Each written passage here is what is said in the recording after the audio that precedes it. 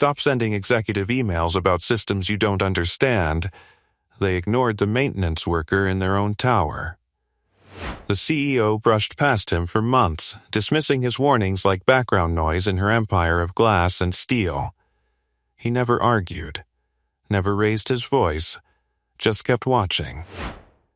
Then her daughter whispered his name, and everything changed.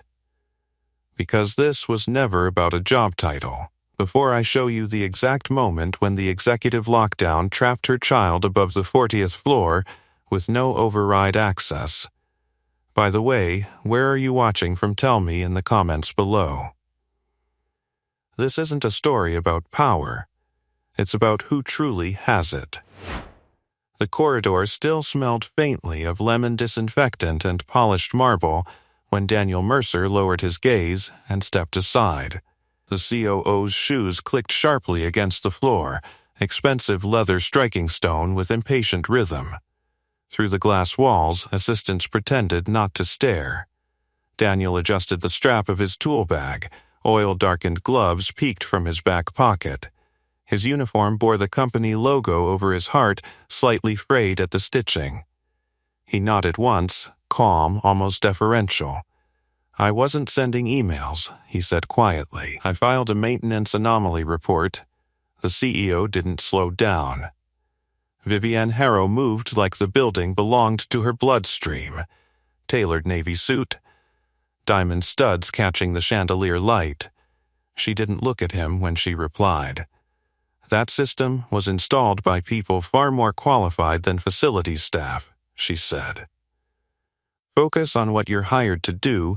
Focus on what you're hired to do." Daniel absorbed the words without flinching. Behind the glass fade, the city shimmered in a late afternoon haze. 40 stories below, traffic pulsed like a living circuit board. He had learned long ago that pride wasted oxygen. Down in the service corridor, the air shifted. Cooler, humming with machinery. He crouched beside a panel most executives didn't know existed. His fingers traced the seam, feeling vibration patterns through steel. The rhythm was wrong. Not loud. Not dramatic. Just slightly misaligned, like a drumbeat off by half a second.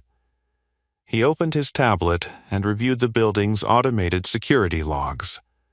Timestamps flickered. Micro delays. Unauthorized handshake attempts that disappeared before alerts triggered. Subtle. Too subtle. Upstairs, laughter echoed from the executive lounge. Investors were arriving next week for the live demonstration of the company's new integrated security platform, an artificial intelligence grid designed to control elevators, biometric locks, surveillance, and emergency systems in seamless unity. Daniel closed the panel gently. He'd seen seamless systems before. He'd also seen how they failed. His phone vibrated. A photo lit the screen, his 6-year-old son Eli, missing his front tooth, grinning under a paper crown from a school play. Asthma inhaler visible on the kitchen table behind him. Daniel exhaled slowly. Probation review in 2 weeks. One more complaint about overstepping, and the health coverage vanished with the paycheck. He climbed the service stairs, boots echoing in the narrow concrete well. On the 32nd floor, he paused as the executive elevator doors slid open. Inside stood Vivienne Harrow. And beside her, clutching a tablet nearly as large as her torso, was Lily. The girl's eyes brightened when she saw him. "Mom, that's him," she whispered. Vivienne barely glanced over. "That's maintenance, sweetheart." He fixed the flicker in the lobby lights, Lily insisted. "And he said the building talks if you listen." Daniel felt heat rise faintly in his chest, not embarrassment, something else. Vivienne's lips pressed thin. "Buildings don't talk. They vibrate," Daniel said gently. "Sometimes that's enough." The elevator doors remained open a beat too long. An assistant cleared her throat from behind them.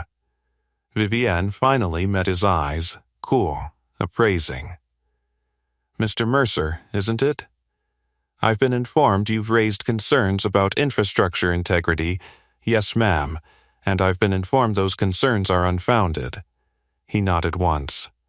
With respect, the delays are patterned. Her expression hardened. Pattern recognition is handled by the AI system, not facilities. Lily looked between them, confused. Daniel stepped back. Understood. The doors closed. Inside the elevator, Lily tugged at her mother's sleeve. He's not wrong. Vivian exhaled sharply. Sweetheart, you can't trust everyone who sounds confident, but even as she spoke, something unsettled flickered behind her composed exterior. Down the corridor, Daniel stood alone, listening to the faint hum in the walls. He didn't need validation, he needed time. He returned to the operations console, tucked behind a locked maintenance door, and overlaid the vibration logs with elevator synchronization data.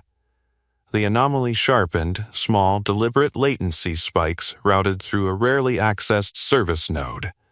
Not random. Testing. He saved the report again, not to executives this time, to himself. Above him, glass reflected sunset in molten gold. In the executive wing, caterers wheeled in champagne carts for the investor rehearsal dinner. Laughter carried through marble halls.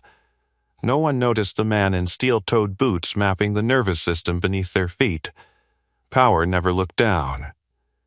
Daniel wiped his hands on a cloth worn soft from years of use. His pulse remained steady. Years ago, in another uniform, in another country, he'd stood in rooms where failure meant more than embarrassment. This building wasn't different. It just didn't know it yet. And as night settled over the city and the tower lights shimmered like a beacon of untouchable success, the quiet single father listened to the structure breathe, and heard the warning no one else could. The vibration shifted again beneath his palm, not louder, just closer. Daniel straightened slowly in the maintenance alcove, the fluorescent light above him buzzing in uneven rhythm. The building's internal dashboard scrolled across his tablet, lines of code flickering like restless thoughts. Someone, or something, was mapping the grid from inside. Upstairs, elevator cables whispered through their shafts. He closed the panel and headed toward the lobby, boots soft against polished stone. The evening crowd had thinned. Security guards leaned back in ergonomic chairs, monitors reflecting blue against their faces. Near the wide glass windows overlooking the city, Lily sat cross-legged on the marble floor. She wasn't supposed to be there. "Your mom still in meetings?" he asked gently. She nodded without looking up. Investor rehearsal dinner. Her tablet displayed a digital blueprint of the tower. She zoomed in clumsily on the elevator core. "You said buildings vibrate when something's wrong." He crouched beside her, keeping a respectful distance. "Sometimes. Is it wrong now?" Daniel hesitated. Children deserved honesty. But not fear. "It's unsettled," he said. "Like when you feel a storm coming before the clouds show up." She considered that. "Mom says storms can be controlled." A faint smile touched his mouth. "Some can." She finally looked at him. "You're not just maintenance, are you?" The question landed softly but precisely. Before he could respond, heels struck marble behind them. Vivian's voice cut through the quiet. "Lily." The girl scrambled to her feet. I know what you were just doing." Vivian's gaze shifted to Daniel, cool, measured. "Mr. Mercer, I would appreciate you not encouraging imaginative fears." "I wasn't," he replied calmly. "She needs stability, not speculation." Lily frowned. "He doesn't speculate. He listens." Vivian exhaled, tension threading her posture. "Sweetheart, wait by the elevator." When the child stepped away, Vivian lowered her voice. "You've already been advised about overstepping." "Yes, ma'am.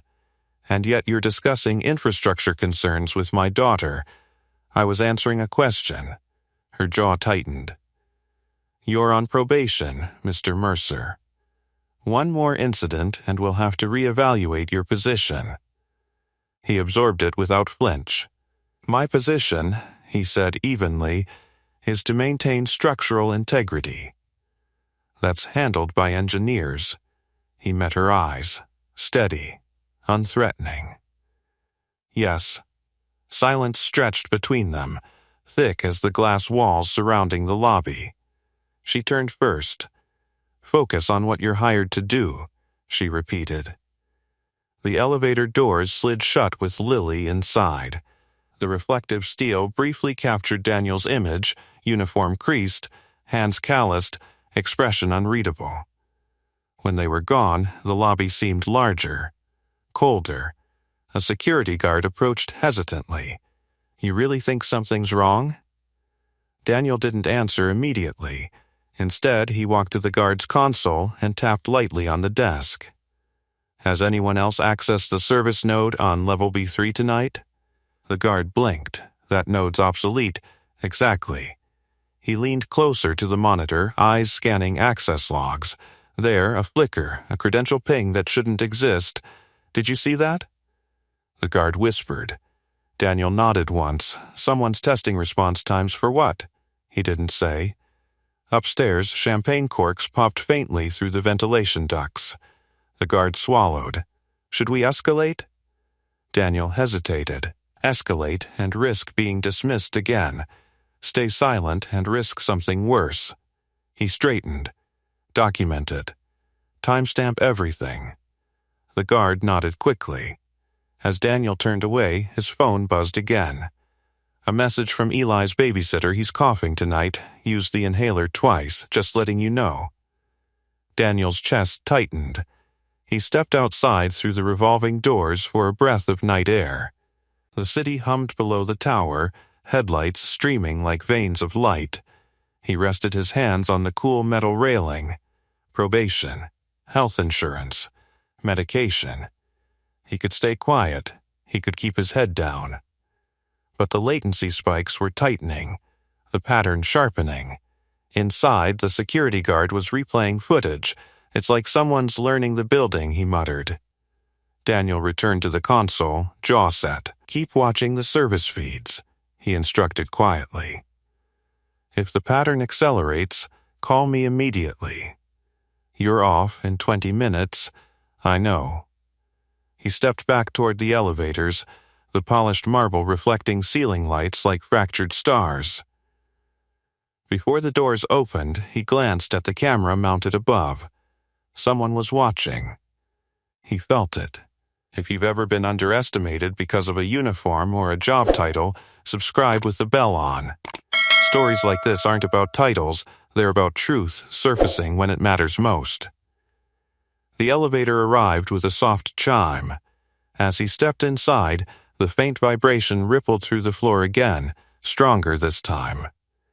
Somewhere deep beneath the tower, code adjusted itself. Learning. And Daniel knew with quiet certainty, the storm wasn't coming. It was already here.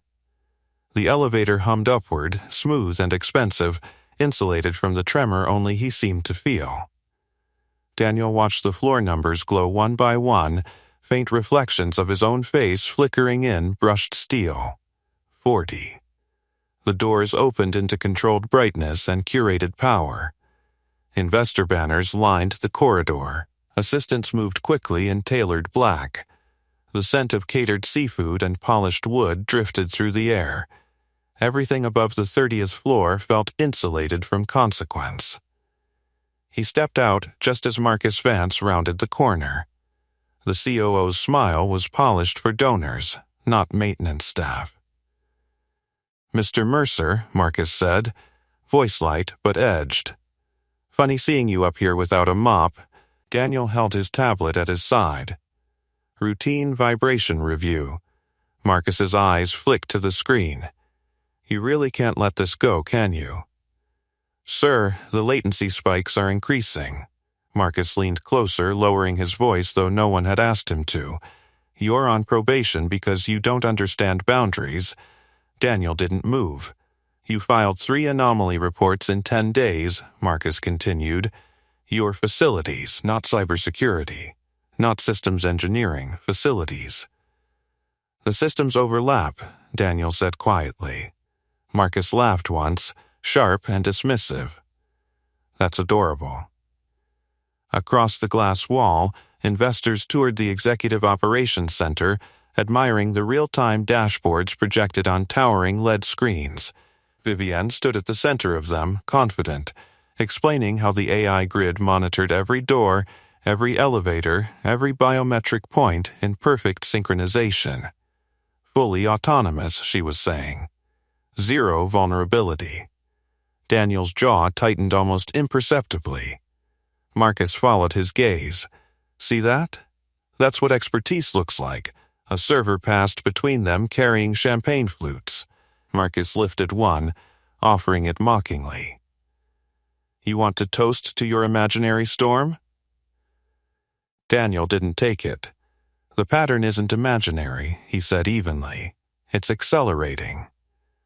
Marcus's smile faded a fraction. Enough. He stepped closer, voice dropping. You will not embarrass this company in front of investors with your paranoia. If I hear one more whisper of you implying structural instability, I will personally recommend termination. The word hung in the air. Termination. Daniel's pulse remained steady, but somewhere beneath the calm, calculation shifted. Understood, he replied. Marcus gave a satisfied nod and turned away, already smoothing his expression for the room of executives beyond the glass.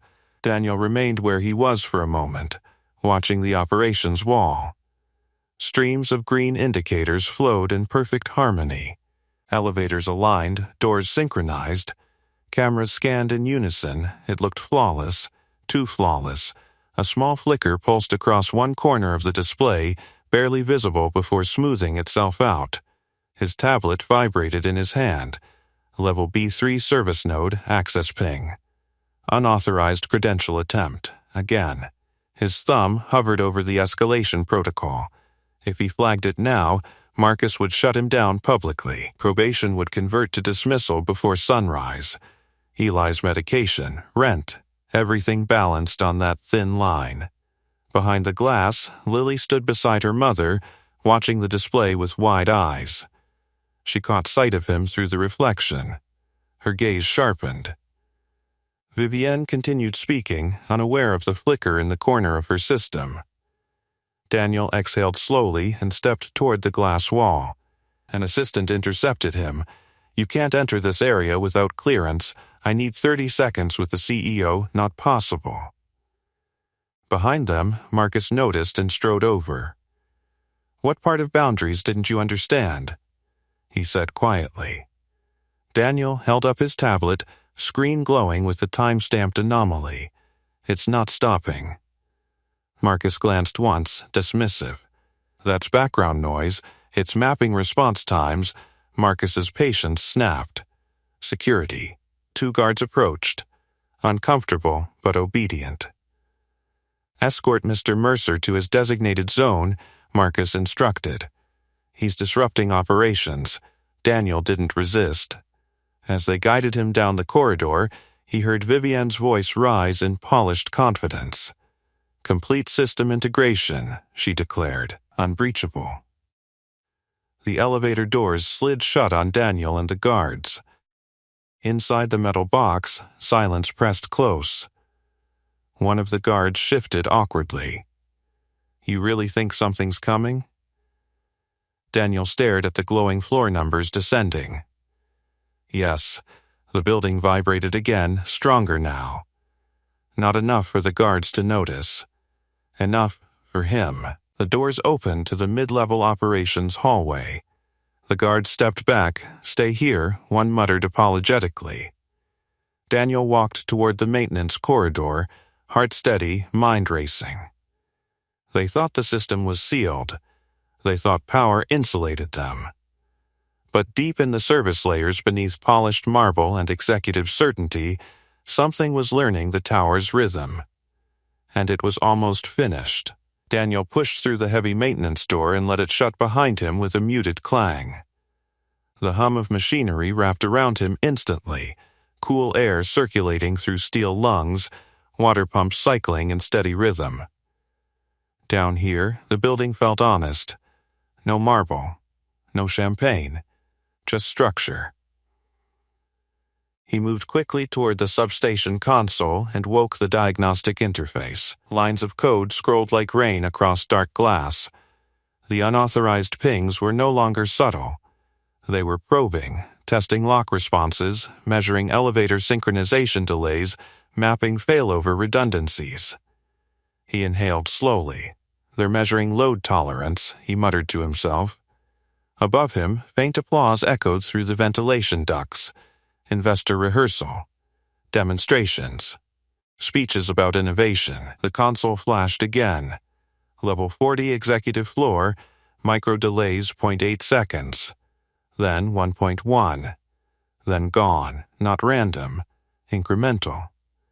He tapped into the legacy service node, the one considered obsolete. It wasn't connected to the main AI grid in the same way. It ran parallel infrastructure, older code, harder to access. And someone was inside it. His jaw tightened. He opened a secure trace window and followed the handshake pattern. The intrusion wasn't brute force. It was elegant, adaptive. It would trigger no alarms until it wanted to. Daniel reached for the internal phone mounted on the concrete wall. His fingers hovered over the extension for executive operations. Probation. Termination. He lowered the receiver. Another vibration rippled through the floor, stronger now, almost imperceptibly shifting the rhythm of the pumps. Upstairs, Vivienne stood before a semicircle of investors, gesturing toward the massive operations display. Marcus stood nearby, radiating confidence. "Our AI grid anticipates threats before they manifest," she said. "Redundancies across every floor." An investor nodded approvingly. "So there's no single point of failure?" "None," she replied without hesitation. At that exact moment, Daniel watched the service node display flicker. A single point pulsed red. Level 40. He froze. Then the lights dimmed for half a heartbeat. In the executive corridor, conversation faltered. Emergency systems recalibrated instantly, smooth, controlled. The display screen stabilized. Marcus forced a laugh. Routine recalibration. Vivienne's posture remained steady, but a crease appeared between her brows. Back in the service level, Daniel's tablet vibrated violently, multiple simultaneous pings. Elevator core, biometric locks, fire suppression grid. "They're synchronizing," he breathed. He moved fast now, fingers flying across the legacy interface, attempting to isolate the intrusion before it reached threshold. But the attack was patient. It wasn't breaching, it was learning. A loud chime echoed through the tower. Above, elevator doors froze mid-shaft. Conversation stopped. The operations wall flickered green to amber. Marcus's voice sharpened. "What's happening?" Technicians rushed to consoles, typing frantically. System latency spike, unexpected override conflict. Vivienne stepped closer to the screen. "Resolve it. We're trying." Daniel watched the amber indicators cascade across his smaller console like falling dominoes. "They're triggering manual override conflict loops," he whispered. The building shuddered again, barely, but enough. On level 40, Lily stood near the panoramic window, staring at the skyline. The lights flickered overhead. She frowned. "Mom?" The biometric doors along the executive wing clicked in unison. Locked. Downstairs, Daniel's phone buzzed. Security feed, executive floor lockdown initiated. Unauthorized command origin unknown. His pulse quickened, not from fear, but from calculation. They waited for peak occupancy, he realized. In the operations center, alarms began to pulse softly, not screaming, but insistent. Marcus barked orders. "Override the grid." "We can't," a technician replied. The systems rejecting executive credentials, Vivienne's voice remained controlled. Use manual command. Manual's not responding. The amber lights shifted to red. Emergency protocol initiated. On Daniel's console, the service node glowed like a heartbeat. He grabbed the internal phone again. This time, he didn't hesitate. Executive operations, he said when someone answered. This is facilities. You have a breach in the legacy service architecture. If you don't reroute control to B3 maintenance, you'll lose level 40 completely. There was a pause. Then Marcus's voice cut in, tight with strain. You are not authorized to advise during a live event. You don't have full visibility, Daniel replied evenly. They're inside your redundancies. A distant metallic clang echoed through the ductwork. Upstairs, Lily tried the door handle. It didn't move. Mom? Vivienne turned, composure cracking for the first time as she saw the sealed corridor lights flashing red. A technician's voice trembled.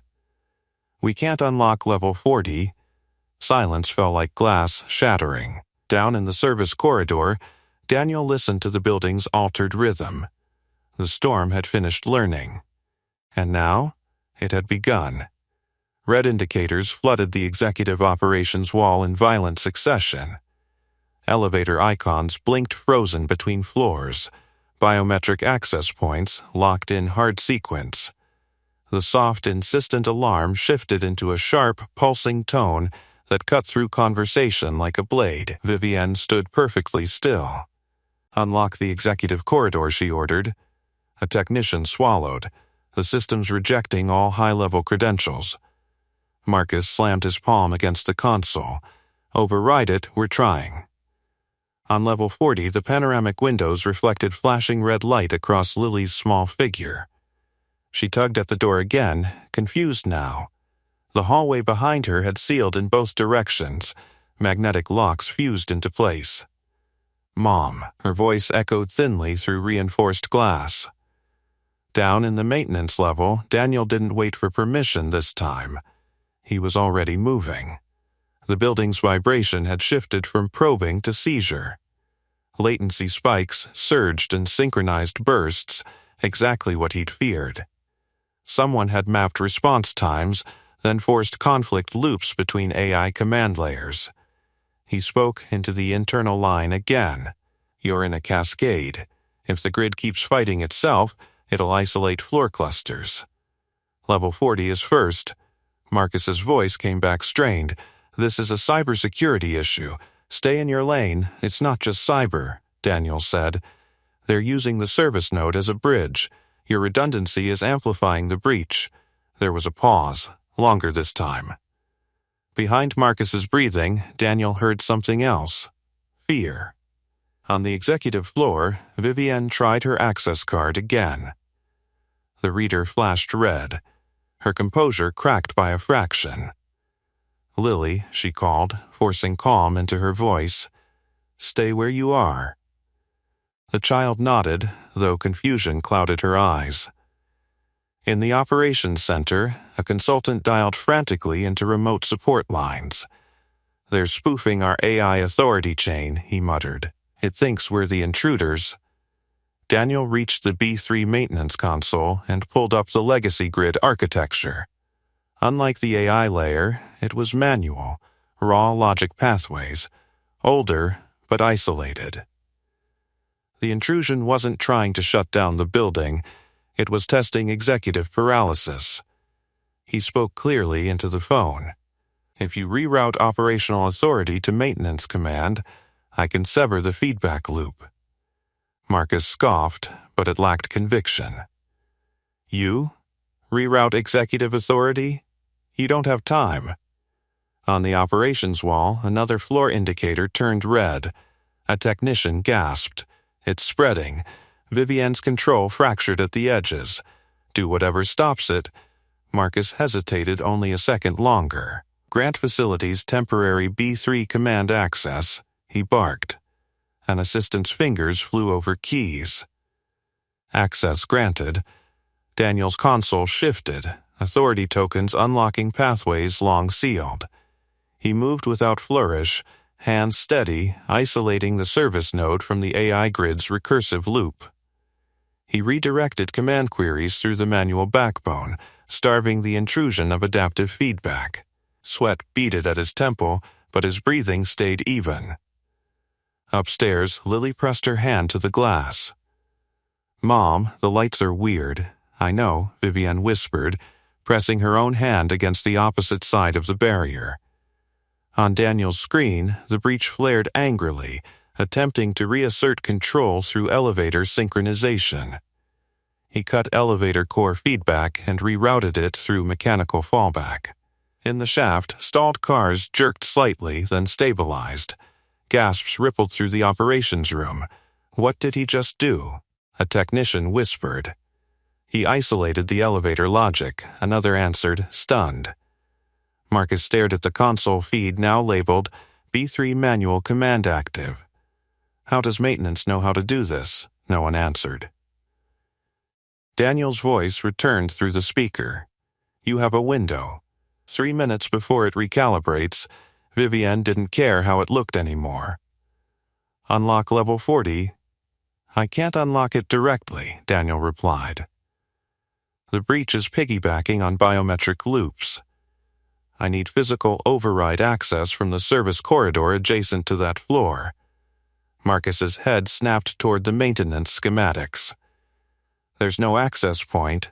There is, Daniel said quietly. You just don't use it. Silence. Vivienne turned to Marcus. Take him there. Marcus hesitated, pride warring with urgency. Vivienne's voice hardened. Now, if you've ever seen someone underestimated step into the fire when others freeze, subscribe with the bell on. Moments like this reveal who really understands the ground beneath their feet. Down in B3, Daniel grabbed his worn tool bag. The gloves slid over his hands like second nature. The building trembled again, less violently now, but unstable. He stepped into the freight elevator with Marcus and 2 security guards. No one spoke as the car ascended. The air felt heavier inside the metal box. Marcus finally broke the silence. If this fails, it won't, Daniel replied. Not arrogance. Certainty. The elevator slowed near level 39 and halted with a mechanical sigh. Above them, Lily waited behind sealed doors, and the man they'd ignored for months was the only one who knew how to reach her. The freight elevator doors groaned open onto level 39. The polished executive finish ended abruptly at a narrow service corridor, unfinished concrete, exposed conduit lines, emergency strip lighting casting everything in sterile white. Marcus stepped out first, clearly out of place in his tailored suit. There's no access to 40 from here, he said sharply. There is, Daniel replied, already moving. The building vibrated again, a low metallic shudder that traveled through the soles of their shoes. Overhead, a ventilation fan stuttered before stabilizing. The breach was adapting. He knelt beside a recessed panel most executives had never seen. No signage, no chrome finish. Just a flush seam against painted cinder block. Here, he said. Marcus frowned. That's just utility wiring. Daniel didn't answer. He unscrewed the plate with quick, precise turns. Behind it, a narrow crawl channel revealed bundled control lines feeding level 40's biometric locks, legacy wiring designed as mechanical redundancy before full AI integration. They left the old backbone in place, he murmured. They always do. He slipped a compact diagnostic tool from his bag and clipped into the control junction. The tablet screen flickered as he bypassed the AI authority chain and accessed direct relay control. Upstairs, Lily paced near the sealed corridor doors, red lights reflecting in her wide eyes. Vivienne stood outside the barrier, hand still pressed to glass. Mom, why won't it open? It will, she promised, though uncertainty trembled beneath her calm. Back in the service corridor, Marcus watched Daniel's hands move with unsettling confidence. How do you even know this exists? Daniel didn't look up. I've seen systems built like this before. That doesn't answer the question. It's enough. He isolated the biometric loop feeding the executive corridor and rerouted its power draw through the legacy circuit. The breach fought back immediately, injecting false authorization requests to reassert dominance. Daniel anticipated it. They're trying to overwhelm the fallback, he said quietly. Marcus swallowed. Can you stop it? I can slow it. He adjusted the relay timing, forcing the intrusion into a lag pattern it hadn't mapped yet. The red indicators on Marcus's tablet flickered amber for half a second. Now, Daniel said, have them attempt manual unlock from your console. Marcus spoke into his headset, voice tight. Attempt unlock on level 40 corridor. Upstairs, a technician executed the command. The biometric panel beside Vivienne's hand blinked once, then again. The magnetic locks groaned, but didn't release. It's resisting, Marcus reported. Daniel's jaw tightened, because it's still reading you as conflict. He shifted strategies, pulling elevator synchronization entirely off the AI grid and onto mechanical relay. The freight elevator behind them hummed differently now, less smooth, more raw. In the shaft, stalled executive cars jerked slightly, then aligned. In the operations center, technicians stared at the screen. He's rewriting load logic manually. How does facilities know load logic? No one answered. Sweat trickled down Daniel's temple. He wiped it with his sleeve without breaking rhythm.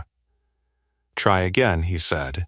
Marcus relayed the command. Upstairs, the lock emitted a sharp click. One of the magnets disengaged. Vivienne's breath caught. But the door remained sealed by a secondary deadbolt tied to the intrusion. Daniel closed his eyes for half a second, not in frustration, but calculation. They're using your executive authentication as a trigger, he realized. Every time you request override, it flags as hostile and reinforces the seal. Marcus stared at him. Then what do we do? Daniel met his gaze for the first time since stepping off the elevator. Stop acting like you own it, silence. He disabled executive override tokens entirely and replaced them with a neutral maintenance credential, low priority, invisible to the breach's threat hierarchy. Now, he said softly, unlock as maintenance. Marcus hesitated. Pride warred with logic. Vivienne's voice crackled through the headset, stripped of corporate polish. Do it. Marcus relayed the new command. Upstairs, the biometric panel flashed green. Both magnetic locks disengaged with a heavy metallic thud. The executive corridor doors swung inward. Lily stumbled forward into her mother's arms. A collective exhale rippled through the operations center. Down in the service corridor, Daniel remained crouched by the open panel, eyes still scanning the intrusion map. It's not over, he said quietly. Marcus looked at him differently now, less dismissive, more unsettled. You just bypassed the entire executive authority structure. No, Daniel corrected. I bypassed its ego. The building's vibration eased slightly, but the service node still pulsed red. They'll try again, he added. This was phase 1. Marcus's voice dropped. Who are you? Daniel secured the panel and rose to his feet. Maintenance, he said. But even as he spoke, the question lingered in the stale concrete air. Because what he'd just done wasn't maintenance at all. Marcus stared at him as if seeing him for the first time. Above them, the executive corridor erupted in overlapping voices. Relief, disbelief, controlled panic. Through Marcus's headset came Vivienne's unsteady breath as she held her daughter. She's safe, someone confirmed. Daniel didn't allow himself to linger in the relief. His eyes were already back on the tablet. They're regrouping, he said. The service node pulsed again, quieter but more focused. The intrusion had lost access to the executive corridor, but was now compressing its efforts toward the building's core grid. "What does that mean?" Marcus demanded.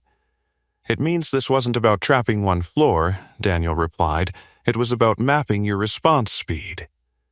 Marcus went pale. "Mapping for what?" Daniel stood and moved toward the freight elevator again, for something bigger. The elevator doors slid shut, carrying them upward to the executive operations level. The ride felt heavier now, mechanical relays humming differently under manual routing. Marcus adjusted his cufflinks reflexively, as if restoring external order might stabilize internal chaos. When the doors opened, the atmosphere on the executive floor had changed. Champagne glasses sat abandoned on polished tables. Investors clustered near the windows, murmuring in tight circles. Technicians hovered over consoles, eyes wide with something dangerously close to awe.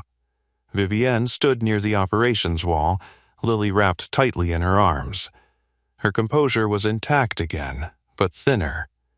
She looked up as Daniel stepped forward.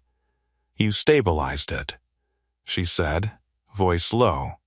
"Temporarily," he replied. Marcus cleared his throat. "He claims this was Phase 1. Daniel walked to the main operations console. No one stopped him this time. The massive lead wall displayed the building's digital nervous system, green, amber, and a faint flicker of red deep in the lower quadrants. "They weren't trying to destroy it," Daniel explained. "They were studying it. Every override attempt you made fed them data." A consultant bristled. "That's speculation." Daniel tapped the screen, isolating a pattern of escalating latency spikes. "It's adaptive learning. Someone built this intrusion to evolve." Silence settled over the room. Vivienne's eyes narrowed. "Can it be stopped?" "Yes," Daniel answered. "But not from here." He redirected the display feed to the legacy architecture map, the old backbone most executives had never seen. "This grid," he said, "was layered over an existing mechanical system. You automated authority. But you never removed the manual core." A technician whispered, "We didn't need to." Daniel looked at him calmly. "You always need to." Marcus crossed his arms. "So what's your plan?" Daniel's fingers moved across the console with steady precision. "We isolate the AI from external inputs entirely, force it into a closed-loop mode. Then we migrate critical functions to manual relay temporarily. That would shut down half the executive features," the consultant protested. "It will keep your building from being owned," Daniel replied. Vivienne studied him carefully. "How do you know this?" For a brief moment, the room felt suspended, like the building itself was waiting. Daniel didn't answer directly. Instead, he accessed the intrusion's code signature and projected it onto the screen. The pattern resembled something older, military-grade penetration architecture designed not for theft, but strategic paralysis. He recognized it immediately. "Because I've seen this before," he said quietly. Marcus stepped closer. "Where?" Daniel's gaze remained on the code. Somewhere it mattered more than investors. A ripple of unease passed through the executives. The intrusion spiked suddenly, red indicators flashing across lower service levels. "They're attempting control escalation," a technician cried. Daniel moved fast. "Kill executive remote access entirely," he instructed. "But—" "Do it." Vivienne didn't hesitate. "Shut it down," remote feeds cut instantly. The building's hum shifted again, less polished, more raw. Daniel rerouted power distribution manually through the legacy grid, starving the intrusion of adaptive feedback. The lead wall flickered violently, then stabilized into a calmer configuration. Red faded to amber, amber to green. A collective breath filled the room. "It's contained," a technician whispered. "For now," Daniel corrected. He stepped back from the console, sweat cooling on his skin. Investors were staring at him openly now. The maintenance uniform no longer fit the silhouette they were seeing.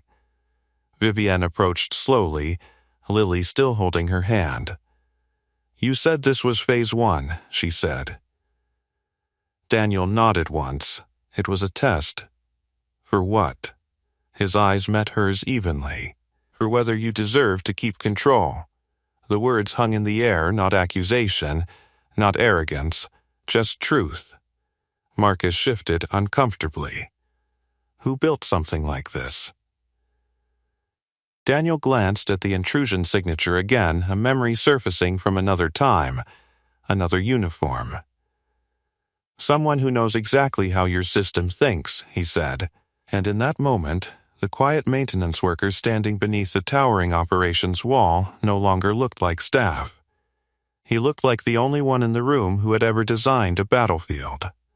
Silence pressed in from all sides of the Executive Operations Center.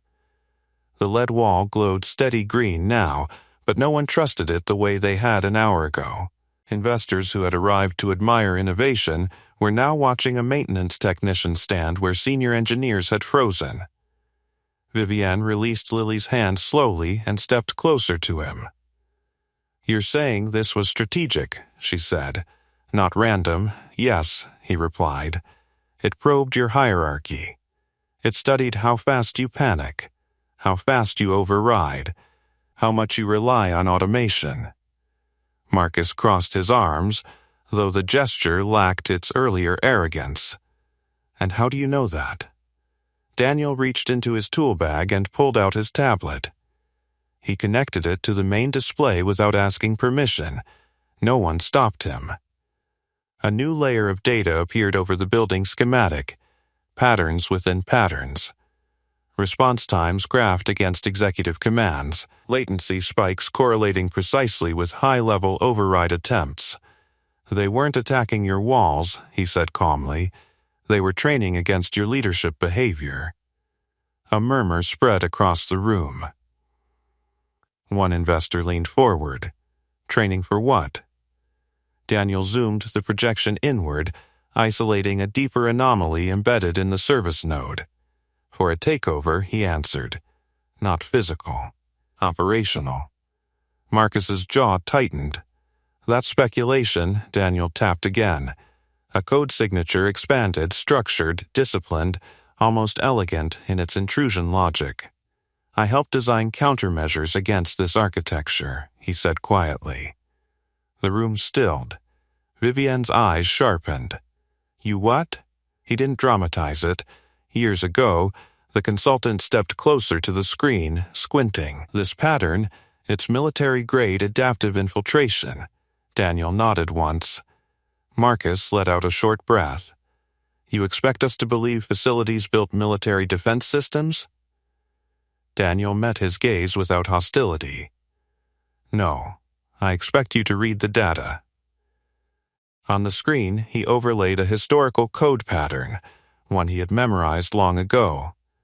The symmetry between the two was undeniable. A technician whispered, "It's the same backbone logic." Vivienne's composure shifted, not broken, but recalibrated. "Explain," she said. He hesitated for only a second. "I served as a systems engineer for military intelligence," he said evenly. "We designed infrastructure grids that could survive coordinated cyber-physical breaches, and we designed tools that could simulate them." A heavy silence settled over the polished floor. Marcus stared at him. "You were military intelligence, yes, and now you fix light fixtures?" "I fix what's in front of me." The answer wasn't defensive. It was matter of fact. Vivienne's voice softened slightly. "Why didn't you say anything?" Daniel glanced briefly toward Lily, who was listening with wide eyes. "You didn't ask." The truth landed harder than accusation. The consultant shook his head slowly. "If this is what I think it is, someone's using adaptive military penetration logic against a private corporation." Daniel nodded. "And you gave it a live rehearsal." Marcus looked suddenly ill. "The investor demo, yes." Vivienne's gaze drifted to the panoramic windows, the city glittering beyond. For the first time since the crisis began, she looked small against the skyline. "What do we do now?" she asked quietly. Daniel inhaled slowly.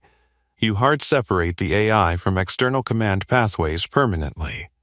You rebuild your authority structure without ego-based priority weighting. And you audit every executive level override." Marcus bristled faintly at that, but said nothing. "And the people who built this?" Vivienne pressed. "They'll try again," Daniel replied, "but next time they won't be mapping. They'll be executing." A tremor of unease rippled through the investors. If you've ever seen truth surface in a room that wasn't built to hear it, subscribe with the bell on, because sometimes the quietest voice in the room carries the heaviest experience. Vivienne turned back to him fully now. "Why stay here?" she asked. "Why maintenance?" He didn't answer immediately. The lead wall hummed softly behind him, stabilized under manual relay. "My son needs stable health care," he said at last, "and this job had an opening." No self-pity, no embellishment, just fact. Marcus looked down at his polished shoes, then back at the man in steel-toed boots who had just saved the company from humiliation. The power dynamic in the room had shifted so completely it was almost visible. Vivienne extended her hand, not as CEO, but as someone reassessing her assumptions. "You should have been in that boardroom months ago," she said. Daniel didn't take the hand yet. "We're not finished," he replied. The breach is contained, not erased. The lead wall flickered faintly, as if to prove his point, and this time every eye in the room turned to him first. The lead wall flickered again, subtle but deliberate. Daniel's gaze snapped upward. The containment he'd forced into place was holding, but something new threaded through the lower grid.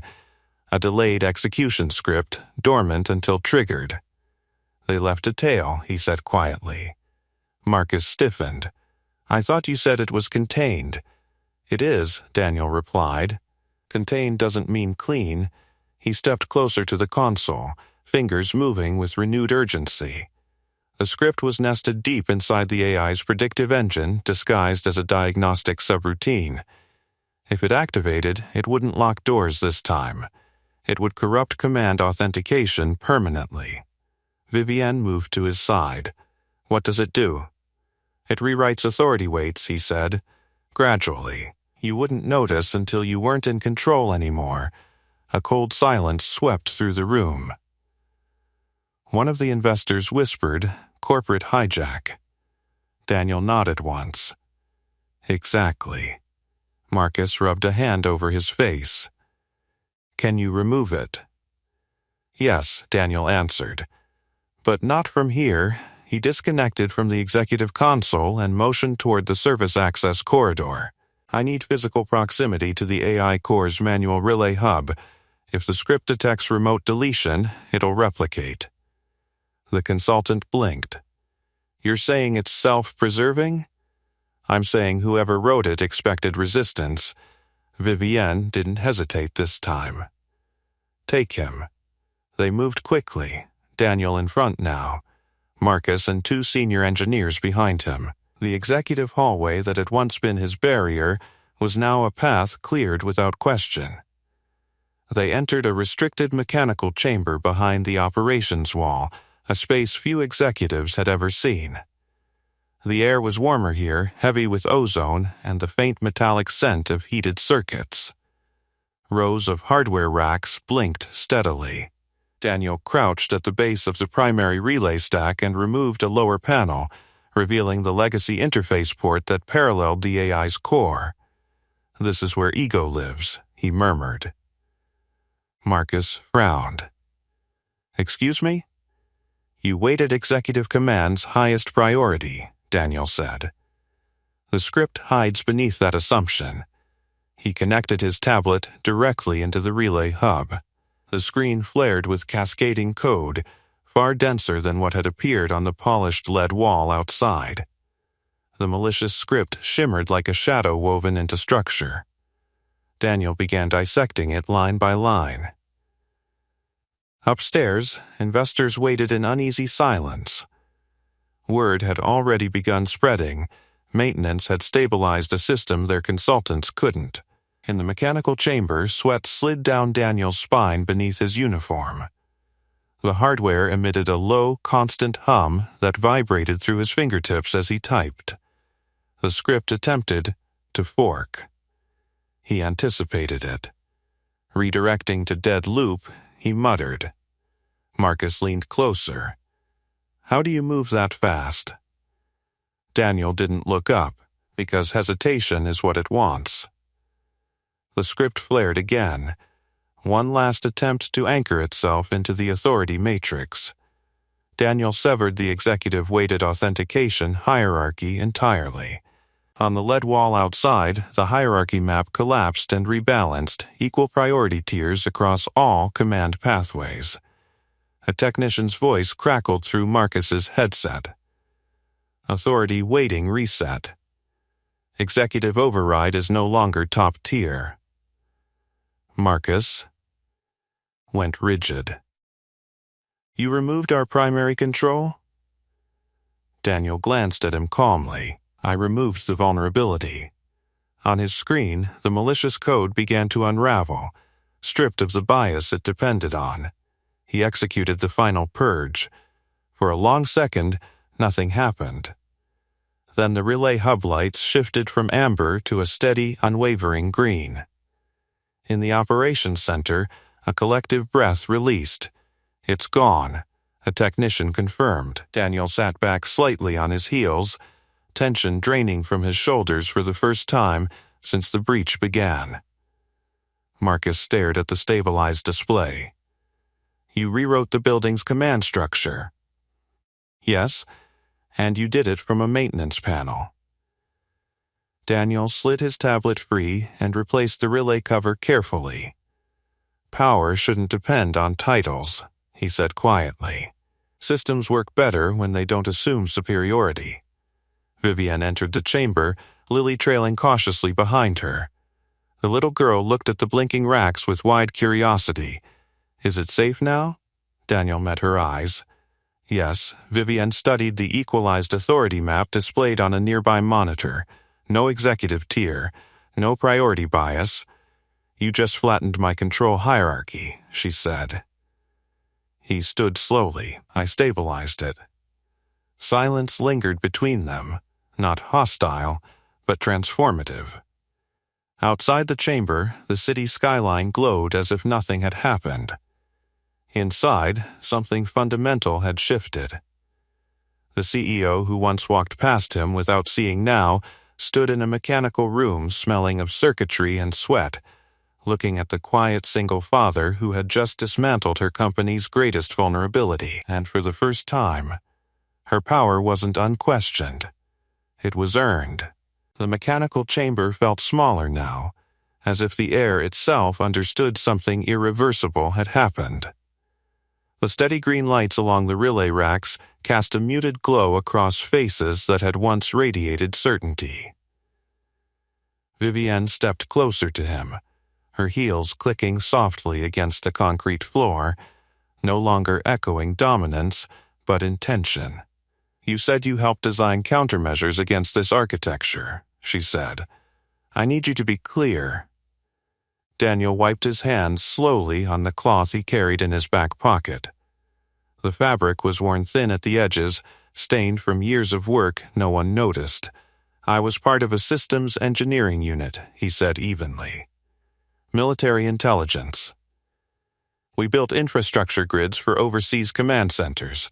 We also built simulations to test whether leadership structures could withstand adaptive intrusion."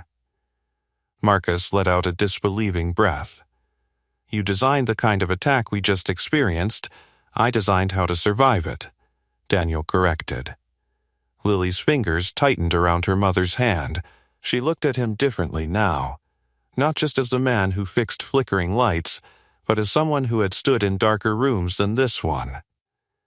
Vivienne studied him in silence. The polished CEO persona was gone. What remained was calculation and something more personal. Regret. "Why leave?" she asked. He hesitated, not because the answer was complicated, but because it was simple. "My wife passed 3 years ago," he said quietly. "Cancer.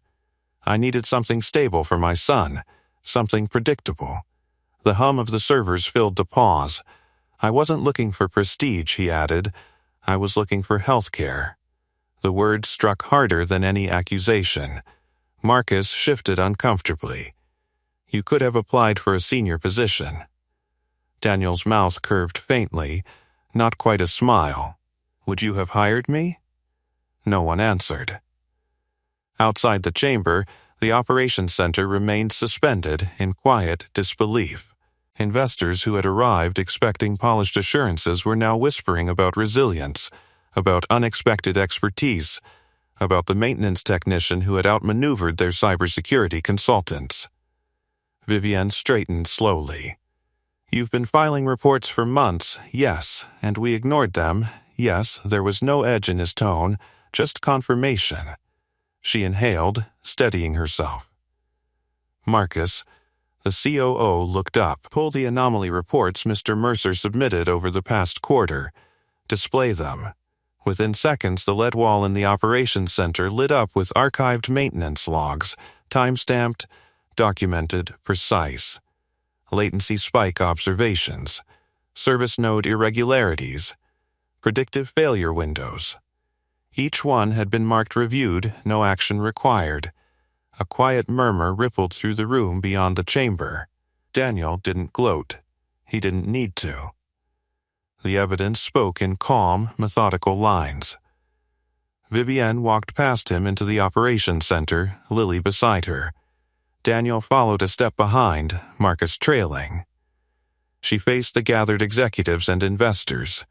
"For months," she began, voice measured but stripped of polish, "we dismissed warnings because they came from the wrong uniform." The words hung heavy. "Our infrastructure held tonight not because of our executive strategy, but because a member of our facilities team understood its vulnerabilities better than we did." Every gaze turned to Daniel.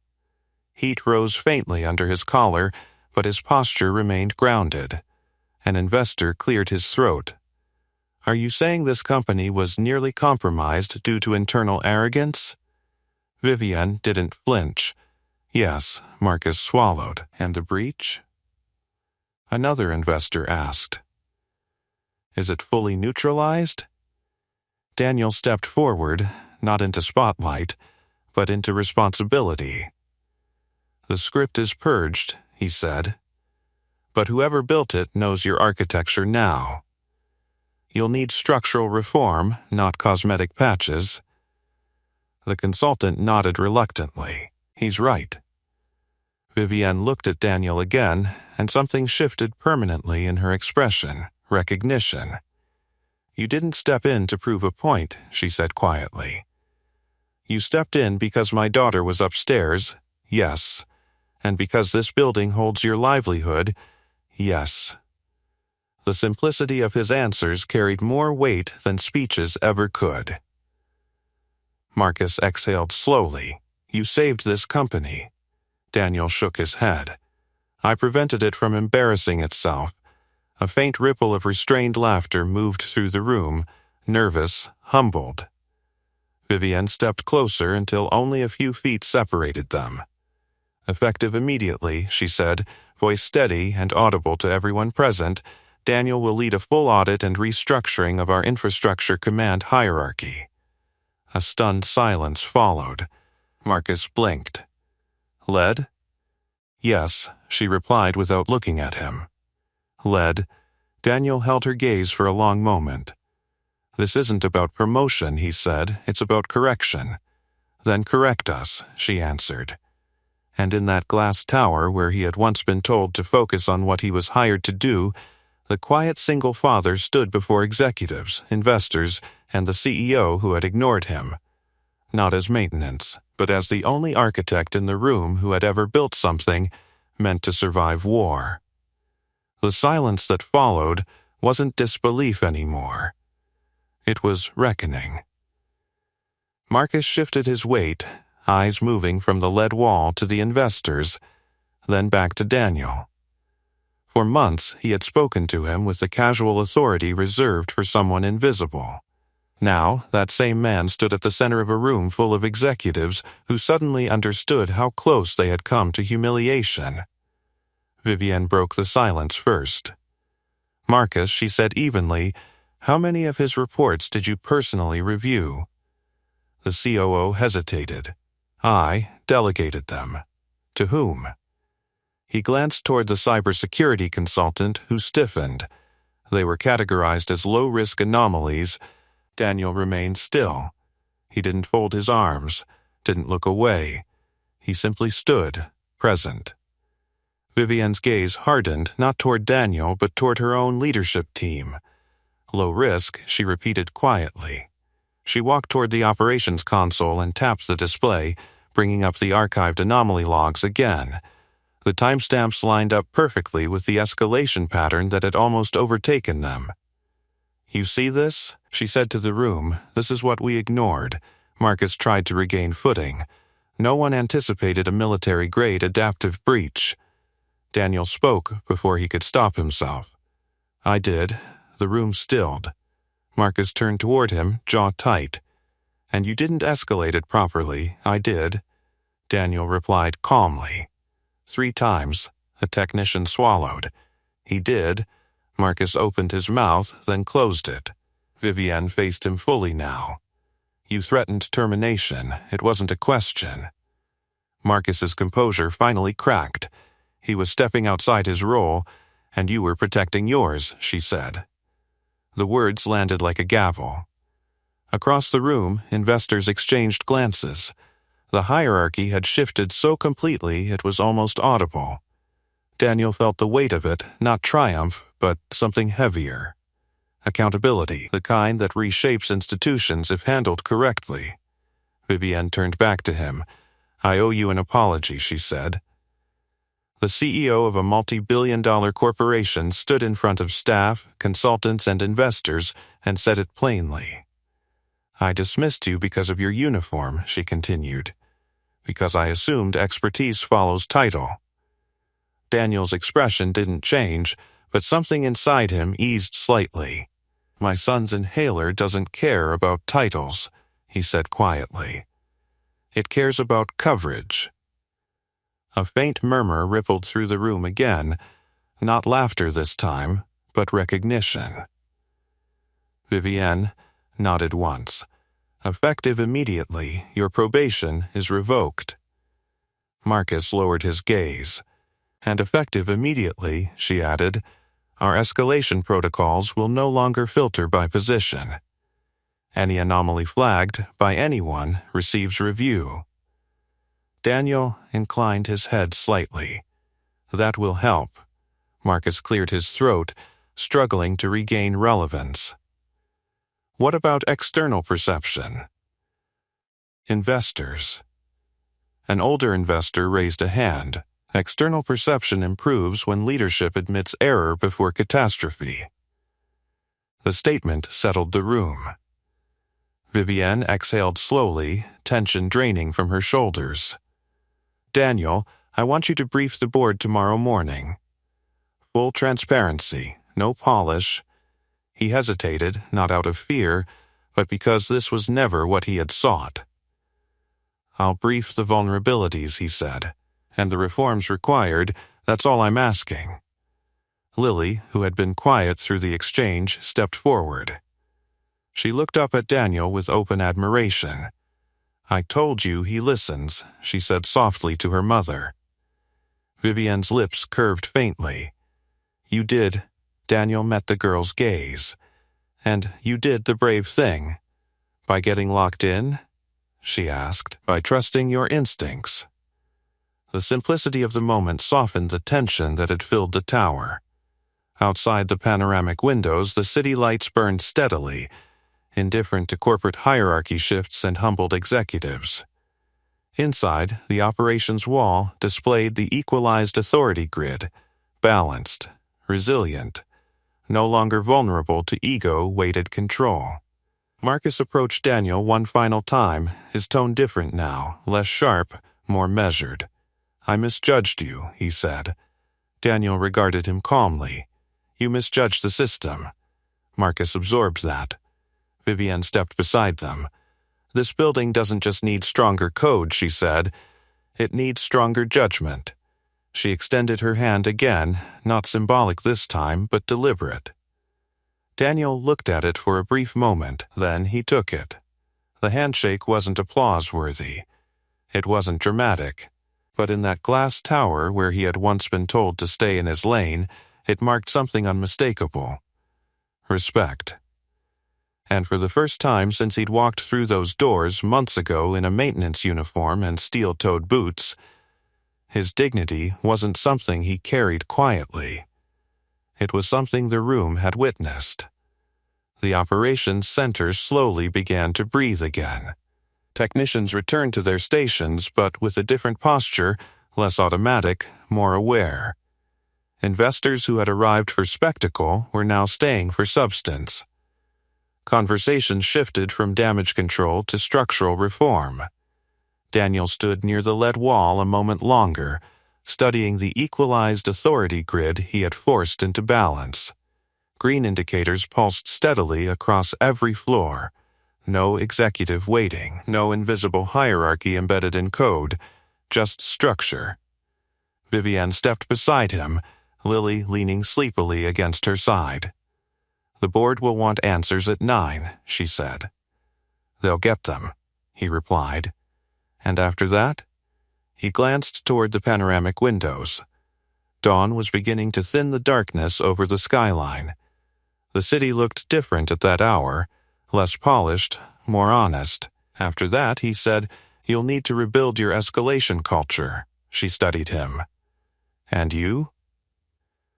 My shift ends at 6. The simplicity of the answer made her pause. You don't have to go back to maintenance, she said quietly. I meant what I said. Lead the audit. Oversee the rebuild. Marcus, standing a few steps away, nodded once in reluctant agreement. The board will approve it.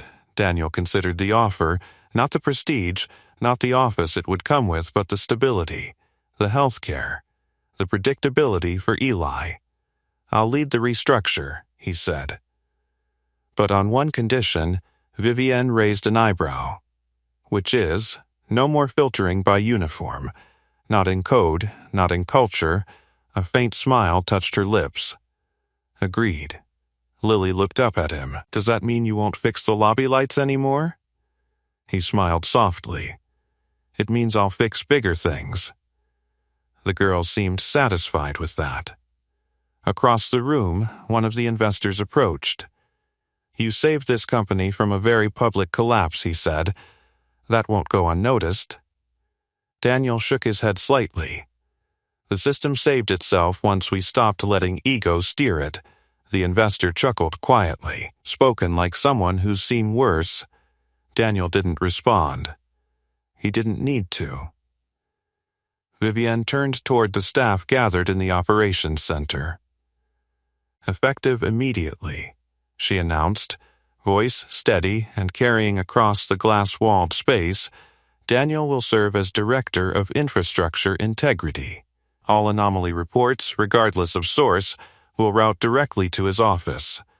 A ripple of surprise moved through the room, followed by something stronger. Approval. Respect. Daniel felt it, not as applause, but as acknowledgement. He looked down at his hands, still faintly marked with grease. The uniform felt different now, not diminished, but transcended. The freight elevator chimed softly in the distance. His phone vibrated. A message from the babysitter, he's sleeping. Breathing steady now. Daniel exhaled slowly. Relief settled deeper than any corporate title ever could. Vivienne noticed the shift in his posture. Your son? Yes. She nodded once. Bring him by sometime. Lily could use a friend who listens. He glanced at Lily, who grinned in agreement. Maybe, he said. The first rays of morning sunlight cut across the operations wall, washing the equalized grid in pale gold. For months, power had walked past him in polished heels and tailored suits. It had dismissed him in elevators and warned him to stay in his lane. And yet when the building trembled, when authority failed and automation turned against itself, the quiet single father standing in steel-toed boots had been the only one who understood its heartbeat. Vivienne extended her hand once more, not out of obligation but partnership. This time, when he shook it, there was no imbalance, just two leaders standing on equal ground. The investors began to file out, murmuring about resilience and reform. Technicians recalibrated systems under new protocols. Marcus remained near the console, studying the authority map he once believed untouchable. Daniel picked up his worn tool bag. He wasn't leaving the building, he was changing it. And somewhere deep in the service layers beneath glass and steel, the structure hummed, not in warning now, but in alignment.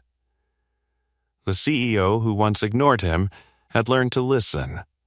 The daughter who whispered his name had bridged two worlds, and the single dad who stood where power never looked had proven something no title could grant. Real strength doesn't announce itself, it waits. If this story moved you, ask me for the next story title. Subscribe and don't miss our next story. They laughed when the single dad sat in first class until the pilot announced his name. Trust me, you'll feel it. And tell me in the comments, what injustice should we tackle next?